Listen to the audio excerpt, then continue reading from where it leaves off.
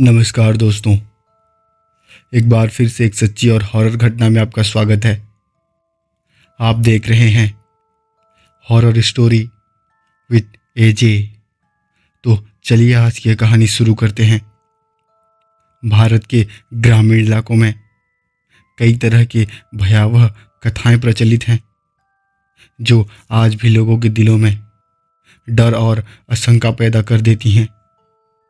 ऐसी ही एक कहानी राजस्थान के एक छोटे से गांव की है, जहां एक चुड़ैल के बारे में लोग कहते हैं कि अगर तुम कभी भी उसकी ओर देख लो तो तुम्हारी जान चली जाएगी। लोग इसे पछुआपत की चुड़ैल कहते हैं और उसे लेकर अनेक तरह की भूतिया कहानियां प्रचलित हैं। यह कहानी एक ऐसे गांव की है जहां एक युवती की मौत के बाद उसकी आत्मा एक चुड़ैल के रूप में गांव में वापस आ जाती है और उसने एक डरावनी और खौफनाक घटना को जन्म दिया। क्या यह चुड़ैल सच में लोगों का शिकार करने में आई थी या फिर यह सिर्फ एक भयावह अफवाह थी? चलिए इस कहानी को सुनते हैं। गांव का नाम चंदनपुर था, जो राजस्थान के रेगिस्तानी इलाके में स्थित था। यह गांव किसी बसी हुई दुनिया की तरह था। यहाँ लोग सुबह से लेकर शाम तक खेत में काम करते थे और शाम को छांव में बैठकर बातें किया करते। गांव के हर मोड़ और गली में एक पुरानी कथा या डरावनी घटना का इतिहास था। लोग कहते थे कि रात को किसी अनजान रास्ते से गुजरना खतरनाक है, क्योंकि यहाँ बहुत सी आत्माएं और शैतानी ताकतें बसी हुई थी। गांव के बुजुर्ग का कहना था कि यह बस उस समय की शुरुआत था जब गांव के अंदर सुंदर और मासूम लड़की शारदा की मौत हुई। यह एक बहुत ही नेक और प्यारी लड़की थी, लेकिन एक रात अचानक वह गायब हो गई और किसी ने उसे फिर से कभी नहीं देखा। शारदा का जीवन सामान्य था, लेकिन एक रात जब वह खेतों में काम कर रही थी तो अचानक वह कहीं गायब हो गई। लोगों ने खोजबीन की, लेकिन कोई भी जानकारी नहीं मिली। एक हफ्ते बाद गांव के पास जंगल में उसकी लाश मिली, लेकिन उसके शरीर पर अजीब से निशान थे, जैसे उसे बहुत दर्द दिया गया हो। उसकी आंखें खुली हुई थी और चेहरा भय से विकृत था। उसकी मौत के बाद गांव में कुछ अजीब घटनाएं होने लगी। लोग कहते थे कि रात के समय शारदा की आत्मा जंगल में घूमती रहती है।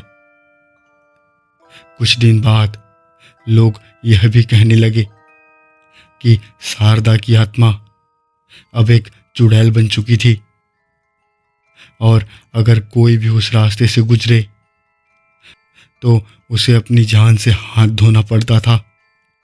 एक दिन गांव में एक लड़के रामू ने सुनी हुई बातों को नज़रअंदाज करते हुए उस सुनसान रास्ते से गुजरने का फैसला लिया। वह कहीं शहर जा रहा था अपने काम के सिलसिले से, तो वह अक्सर कॉलेज के काम के सिलसिले से आना जाना करता और उस रात भी कुछ ऐसा ही था। वह रात का समय और आसपास का माहौल डरावना था। उसने अपने दोस्तों से चुड़ैल की कहानियां सुनी थी, लेकिन वह उन्हें सिर्फ अफवाह ही समझता था और न ही उसके साथ कभी ऐसा घटित हुआ जिससे वह कभी जान सके कि प्रेत और चुड़ैल क्या होती हैं। रामू अपनी धुन में ही जा रहा था। वह धीरे धीरे गांव से बाहर जाता गया और जैसे ही वह उस रास्ते पर पहुंचा, उसकी नजर अचानक एक महिला पर पड़ी। वह महिला सफेद साड़ी में थी और उसके बाल बेतहाशा बिखरे हुए थे। उसकी आंखें बड़ी बड़ी और कटी हुई थी, जैसे ही वह किसी भयानक दर्द में हो। रामू ने उस महिला को देखा, लेकिन जैसे ही उसकी नज़र उस पर पड़ी, उसे अजीब सी सिहरन महसूस हुई। महिला ने घुमाकर उसे देखा और उसकी आंखों से जो दर्द और खौफ निकल रहा था, वह देखकर रामू ने अपनी आंखें झपकाई और वह अपनी जगह खड़ा हो गया। तुम क्यों मुझे देख रहे हो? महिला ने धीमी आवाज से पूछा। रामू डर के मारे चुप हो गया। आज उसका सामना साक्षात हो चुका था, लेकिन फिर भी वह बिना बोले वहां भाग खड़ा हुआ। लेकिन जैसे ही उसने एक कदम पीछे हटाया, वह महिला उसकी ओर बढ़ने लगी। देखा तो था, अब तुम मरने वाले हो, महिला ने कड़क आवाज से कहा।